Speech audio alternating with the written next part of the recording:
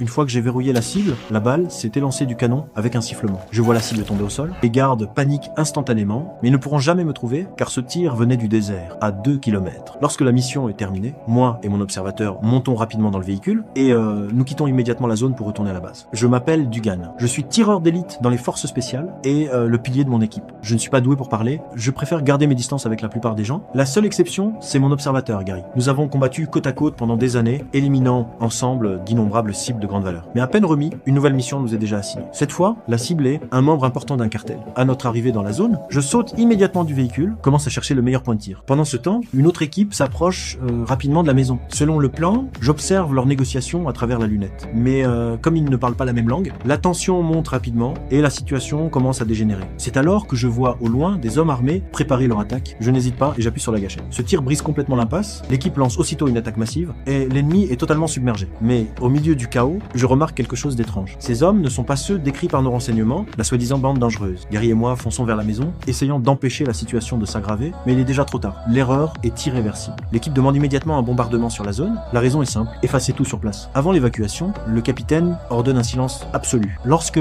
les véhicules sont à distance de sécurité, nous voyons les missiles tomber de nos propres yeux. Les flammes dévorent tout sur place. Les coéquipiers plaisantent encore, comme si ce n'était qu'une mission ordinaire. À cet instant, le dernier vestige d'humanité en moi disparaît avec l'explosion. Mon visage se fige, froid et dur. Je ne peux accepter ce qu'ils ont fait, mais je sais aussi que c'est pas encore le moment de fuir. Un plan froid et dangereux commence à prendre forme dans mon esprit. Un certain temps après, l'équipe reçoit une nouvelle mission. Pendant l'avancée, je détecte rapidement quelque chose d'anormal. Quand j'aperçois une lueur au-dessus d'un monticule de terre, tout le monde passe en alerte maximale. Il n'y a pas de menace immédiate, mais je soupçonne quelque chose de caché. Je m'approche alors avec Gary pour vérifier. À une dizaine de mètres, je démarre le détecteur et avance pas à pas pour explorer le sol. Puis j'enfonce une sonde dans la terre, ressentant une légère vibration. Gary reste en arrière, assurant la surveillance. Le résultat semble inoffensif. Il s'agit seulement d'une petite voiture jouée enterrée. Les autres membres relâchent immédiatement leur vigilance. Mais à ce moment-là, je sors de ma poche autre chose. Un détonateur à distance. La véritable charge avait déjà été installée dans ces deux véhicules. Après l'explosion, l'équipe entière est officiellement déclarée morte. Seuls Gary et moi connaissons la vérité. Nous étions fatigués de la guerre et nous ne croyons plus en ce drapeau. J'ai quitté le système militaire à ma manière, effaçant toutes mes traces. Des années plus tard, dans un coin du monde, un homme connu sous le nom de Le Chacal apparaît. Et cette fois, la cible est un candidat à la présidence.